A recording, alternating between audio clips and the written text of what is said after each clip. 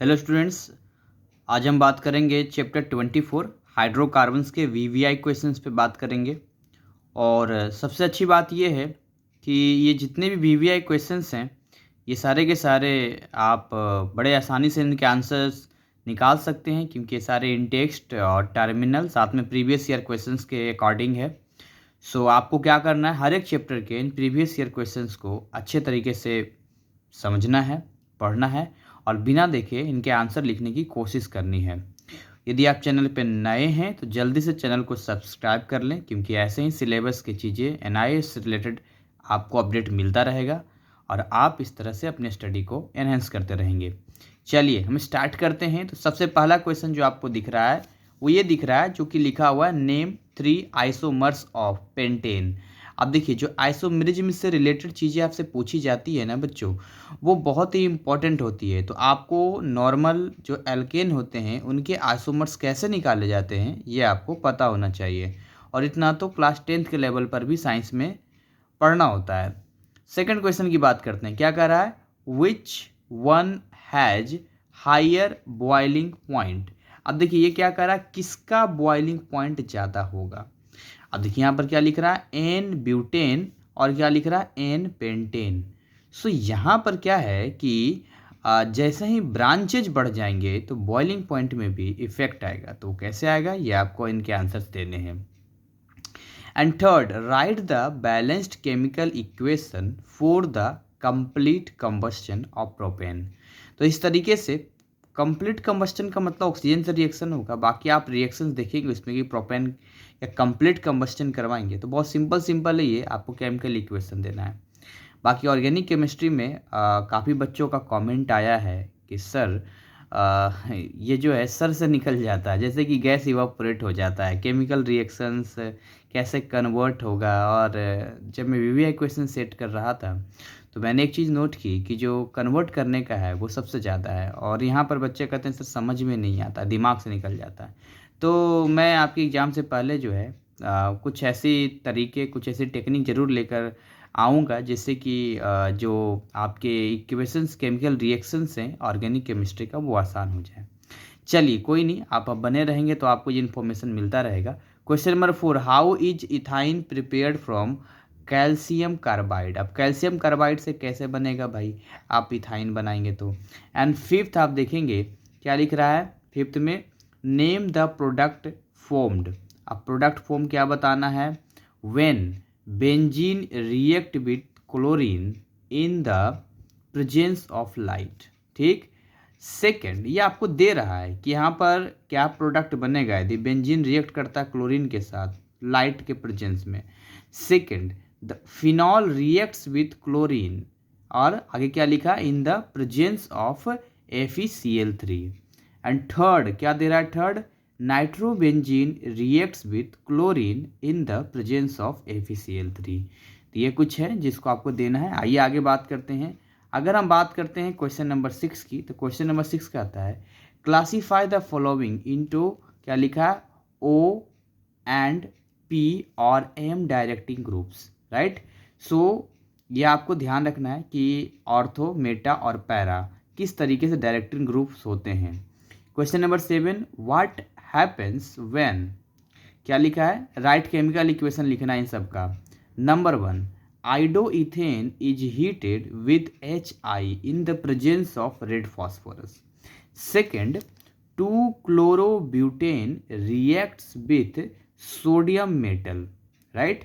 Third, ethyl magnesium bromide is reacted with methyl alcohol, इसको methanol कहते हैं। Fourth, 2-chloropropane reacts with alcoholic solution of KOH. And the fifth, 1,1-dichloroethane reacts with alcoholic solution of KOH. इसी तरीके से अगर question 8 की बात करेंगे, how will you prepare the following, कैसे आप बनाएंगे। फर्स्ट, इथेन फ्रॉम इथीन, मैंने बोला था ना कन्वर्ट करने वाला आपको ध्यान रखना कि भाई इथेन से इथीन बनाना है तो क्या करना पड़ेगा, तो आपको सोचना पड़ेगा इथेन, इथेन में सिंगल बॉन्ड होता है, इथीन में डबल बॉन्ड होता है, तो ऐसा क्या करें जिससे कि सिंगल बॉन्ड से डबल बॉन्ड बन जाए। यानी कि सिंगल बॉन्ड में तो ज़्यादा नंबर ऑफ हाइड्रोजन होगा, और जब डबल बॉन्ड में आएंगे तो नंबर ऑफ हाइड्रोजन कम जाएगा, तभी तो वो डबल बॉन्ड बनाएगा कार्बन कार्बन के साथ में। इथीन से इथेनॉल बनाना है, देखिए इथीन एल्कीन से अब आपको ऑल समझ रहे हैं, एल्कोहल बनाना है आपको। साइक्लोहेक्सेन से बनाना है बेंजीन, तो अब साइक्लोहेक्सेन क्या होगा भाई, तो एक साइक्लोहेक्सेन है, उससे बेंजीन कैसे बनेगा। फिर fourth methane from sodium acetate, आपके पास मीथेन दिया तो मीथेन से कैसे हम लोग सोडियम एसीटेट बनाएंगे। फिफ्थ ब्यूटेन फ्रॉम ब्रोमोइथेन, कैसे ब्यूटेन है ना हम बनाएंगे, किससे, फ्रॉम ब्रोमोइथेन से। अच्छा फोर्थ में क्या था, अच्छा उल्टा मैंने बता दिया, ये इथेन फ्रॉम इथीन है, यानी इथीन से इथेन बनाना है। यहाँ लिखा है इथीन फ्रॉम इथेनॉल, यानी इथेनॉल से इथीन बनाना है। साइक्लोहेक्सेन फ्रॉम बेंजीन, बेंजीन से साइक्लोहेक्सेन बनाना है। Methane from sodium acetate, sodium acetate से कैसे हम मीथेन बनाएंगे। और ब्यूटेन फ्रॉम ब्रोमोइथेन, मतलब ब्रोमोइथेन से ब्यूटेन कैसे बनाएंगे, ये आपसे कह रहा है। आइए आप बात करते हैं क्वेश्चन नंबर 9 की बात करते हैं। तो क्वेश्चन नंबर 9 कहता है व्हाट हैपेंस, क्या होता है, when write balanced chemical equation आपको देना है इनके। First hydrochloric acid is added to ethene, ethene में क्या लिख रहा है यहाँ पर, अगर हाइड्रोक्लोरिक एसिड ऐड कर देंगे तो कैसा होगा, तो हाइड्रोक्लोरिक एसिड का फार्मूला क्या होता है HCl। अब इथीन क्या हो गया, एल्कीन जैसा हो गया, यानी डबल बॉन्ड वाला मैटर हो गया। तो भाई अगर HCl जाएगा तो उसमें H अलग होगा, Cl अलग होगा, फिर H एक पर अटैक करेगा, फिर Cl अटैक करेगा, तो ये आपको देखना होगा क्या बनेगा। और बहुत आसान आसान है, आप एक बार आंसर करो तो सही, बहुत आसान आसान है। Hydrobromic acid HBr is added to propene in presence of benzoyl peroxide. तो यहाँ पर सबसे पहले आपको ये जानना होगा कि बेंजॉइल पेरोक्साइड का स्ट्रक्चर कैसा होता है। HBr तो दे ही रहा है, जब ऐड करेंगे तो क्या कर रहा है, एज प्रोपेन में ऐड करेंगे तो क्या बनेगा रिजल्ट। रिएक्शन भी आपको लिखना है, benzene reacts with chloromethane in presence of anhydrous AlCl3, यानी बेंजीन रिएक्ट करेगा क्लोरोमीथेन के साथ, किसमें भाई, जब एनहाइड्रस Cl एल्युमिनियम क्लोराइड होगा तब। Br2 यानी bromine is added to ethyne, ethyne में जब Br2 ऐड करेंगे तो जनरली देखिए Br वगैरह जो ऐड होता है ना, तो वहाँ Br बॉन्ड Br, यानी कि यहाँ पर ये होता है कि ये दोनों ही Br कहीं ना कहीं जो है आपको हाइड्रोजन को सब्स्टिट्यूट करने का काम करते हैं। तो बाकी आप देख लेना इसमें कैसे जाएगा। Fifth methane is oxidised with oxygen in presence of copper at 475 Kelvin and a high pressure of 120 atm, यानी मीथेन को आपको ऑक्सीडाइज करना है। तो ऑक्सीडाइज तो तभी होगा बच्चों जब ऑक्सीजन से रिएक्शन करेगा, किसके प्रेजेंस में, तो कॉपर के प्रेजेंस में। कितना है, तो 475 केल्विन, और हाई प्रेशर कितना है, 120 atm। चलिए क्वेश्चन नंबर 10 की हम लोग बात करते हैं। अगर हम क्वेश्चन नंबर 10 पे आते हैं बच्चों, तो इसमें क्या कहता है question number 10, how are the following conversions carried out, कैसे कन्वर्जन करेंगे, ये इंपॉर्टेंट है। देख रहे हैं ये लिख रहा है इथाइन टू इथेन, अब देखिए आ गया ट्रिपल बॉन्ड हो गया इथाइन, और ये सिंगल बॉन्ड है, ये है एल्काइन, ये है एल्केन, तो कैसे आप एल्काइन से एल्केन में जाएंगे ये आपको मालूम होना चाहिए। फिर आपने क्या देखा यहाँ पर, बेंजीन टू नाइट्रोबेंजीन, यहाँ बेंजीन है और यहाँ नाइट्रोबेंजीन है, तो भाई इसमें नाइट्रोजन ऐड हो गया ना, तो इसमें कैसे हम बनाएंगे। फिर यहाँ क्या लिखा है, इथाइल अल्कोहल जिसको इथेनॉल कहते हैं, उसको हमको बदलना है इथीन में। मैं फिर से कह रहा हूँ, डर के आगे जीत है, ये तभी तक आपको मुश्किल लगेंगे जब तक आप इन पे काम नहीं करेंगे।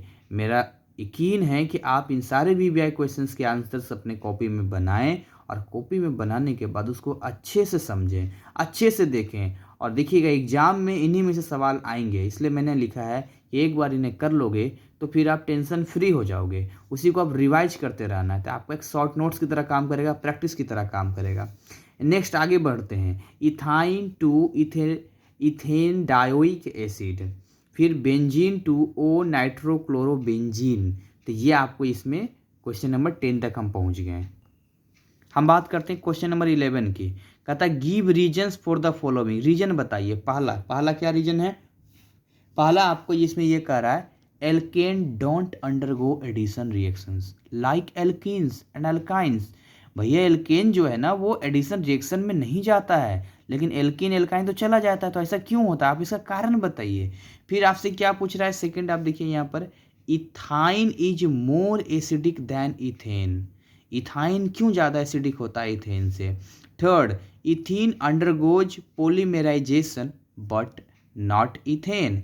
इथीन पॉलीमेराइजेशन में चला जाता है, पॉलीमेराइजेशन उसमें हो जाता है, लेकिन इथेन में क्यों नहीं होता है भाई? Benzene undergoes electrophilic reaction. आखिर क्यों बेंजीन इलेक्ट्रोफिलिक रिएक्शन देता है? तो ये आपको यहाँ सारे रीजन दिखना है थियोरिटिकल टाइप का। ये देखिए आपको दिख रहा होगा क्वेश्चन नंबर 12, जिसमें साफ साफ दिखा है right the structure of the product form, क्या क्या बनेगा each of the following reaction. तो यहाँ लिखा है CH3 CH double bond CH2। आप देख रहे हैं एल्कीन है ये, इसमें HBr हमने ऐड किया, कुछ नहीं करना, यहाँ डबल बॉन्ड है ना, तो यहाँ पर एक H इधर आएगा, एक Br इधर आएगा। आप बनाएंगे तो आपको बड़ा आसान है, आपको पता चल जाएगा। यहाँ देखिए H2O है, H2O को आप H और OH में ब्रेक कर देंगे और बड़े आराम से यहाँ बनाएंगे, तो आप देखेंगे कुछ ना कुछ आपको मिल जाएगा। हो सकता है आपको यहाँ अल्कोहल मिल जाए, जो भी चीज़ें मिलेगी आसान होता है, कोई हार्ड नहीं होता। मैकेनिज्म एक बार आपको करने के दे रहे हैं। आइए आगे बात करते हैं, क्वेश्चन नंबर 13 की बात करते हैं। क्वेश्चन नंबर 13 क्या कहता है? Right the structures of the product formed in the following reactions. पहला क्या है? CH3 CH double bond CH2, ये भी एल्कीन आ गया। फिर HBr है, लेकिन इस बार बेंजॉइल पेरोक्साइड है, राइट। इससे पहले भी ऐसा पूछा जा चुका है, या तो इस तरह से देगा या तो इसी को स्टेटमेंट बना के देगा, है ना। तो ये मिलते जुलते टर्म होते हैं, कई बार रिपीट भी हो सकता है, जैसे कि आप मेरे VVI क्वेश्चंस में भी कुछ रिपीट आप देखते हैं, तो आपके एग्जाम में तो 100% रिपीट होगा। ये देखिए CH2 डबल बॉन्ड CH2, ये भी क्या है? एल्कीन है। लेकिन यहाँ पर क्या है देखिए KMnO4 और कोल्ड अल्कली है, तो क्या होगा? इस तरीके से आप देख रहे हैं ये बेंजीन, इस पर CH3 डाल दिया है। अब पहला KMnO4 OH माइनस है, H3O पॉजिटिव है, तो क्या बनेगा? एंड क्वेश्चन नंबर 14 देख रहे हैं, give a chemical test to distinguish between ethene and ethyne. भाई इथीन एंड इथाइन में डिस्टिंग्विश, फर्क जानने के लिए क्या केमिकल टेस्ट हम करेंगे, तो ये आपको बताना होगा। यहाँ देखिए क्या कर रहा है, describe with a suitable example of each. किस चीज का भाई? वुड्स रिएक्शन और सेडजेफ रूल, और ये दोनों ही मैंने पढ़ाया है, दोनों ही आपको बताया, दोनों ही इंपॉर्टेंट है, इसलिए मैंने वुड्स रिएक्शन और सेडजेफ रूल को यहाँ पर दिया है। आइए क्वेश्चन नंबर 16 की बात करते हैं। क्वेश्चन नंबर 16 क्या कहता है? क्वेश्चन नंबर 16 आपसे कहता है how are the following conversions carried out, write the chemical equation and condition involve. यानी आपको बेंजीन से आइडोबेंजीन में बदलना है, तो क्या आप मैकेनिज्म में करेंगे भाई? इक्वेशन करेंगे। प्रोपीन 1 से आपको क्या बदलना है? प्रोपीन 1 से ब्रोमोप्रोपेन आपको बनाना है। अब यह तो लगता है क्वेश्चन अधूरा है यहाँ। प्रोपीन, अच्छा प्रोपीन तो यहीं पर हो गया, यहाँ पर 2 लगाना छूट गया, यहाँ 2 लग जाएगा, यहाँ पर 2 लग जाएगा। प्रोपीन टू 1 ब्रोमोप्रोपेन बनेगा, कैसे कन्वर्ट करेंगे, ये आपको क्वेश्चन कर रहा है। क्वेश्चन नंबर 17 की बात करते हैं। How are the following conversions carried out, ये कन्वर्जेंस कैसे होगा? Write the chemical equation and conditions involve. देखिए मैंने जानबूझकर इन चीज़ों को दिया है। क्या लिख रहा है? बेंजीन टू बेंजीन हेक्साक्लोराइड, और दूसरा है इथाइन से आपको बदलना है 1 टू इथेन डाइऑल। मैं बोल तो रहा हूँ, आप एक बार आंसर इनके करेंगे तब आपको समझ में आएगा कि ये इजी है, कोई हार्ड नहीं है। जब तक नहीं करेंगे तभी तक ये आपके लिए हार्ड है। आइए क्वेश्चन नंबर 18 देखते हैं। क्वेश्चन नंबर 18 क्या कहता है? How are the following conversions carried out, कैसे होगा भाई? इनके इक्वेशंस और कंडीशन लिखना है। जैसे